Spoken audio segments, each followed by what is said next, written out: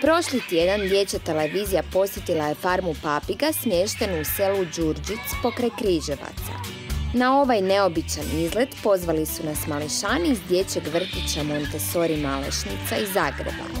Kad smo čuli da se radi o jedinom takvom uzgajalištu velikih papiga u Hrvatskoj, jednostavno nismo mogli odoljeti, a da ne posjetimo ove divne životinje. Gdje smo mi to danas? Farma papiga. A kakve si sve papige vidjela? Vidjela sam rozu, vidjela sam bijelu, vidjela sam crvenu. Na farmi trenutačno živi oko 200-tinjak papiga, od kojih je najviše kakadua. Većina papiga smještena je u svojim nastambama, dok neke slobodno lete po cijeloj farmi. Meni se najviše svidio papagaj Luigi, s kojim sam se posebno sprijateljila. Papige su stigle iz raznih uzgajališta, Malezije, Singapura, Gvajane, Argentine. Kako ti se sviđaju papige? Pa dobre su. Dobre su. Kviču od veselja. A znaš s čim se papige hrane? Kekerikijem. Koje si sve papige vidio? Kakadu, tukan, ara. Većina papiga je pitoma. Neke od njih znaju pričati, pjevati i ponašaju se poput ljudi. Mališani su uživali promatrajući ptice.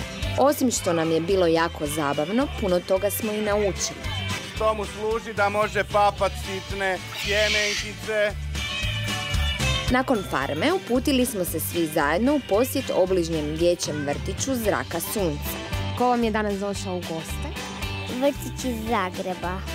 Ovi slatki mališani međusobno se barem jednom godišnje posjećuju. Odmah su nam se pohvalili sa svojim predivnim vrtom koji su sami napravili. Mališani iz dječjeg vrtića Zraka sunca i njihovi prijatelji iz zagrebačkog vrtića Montessori Malešnica odmah su krenuli na posao. Kopali su, grabljali. Koji je pribor bio potreban da bi sadili vrt? Trebali smo lopate i grablje.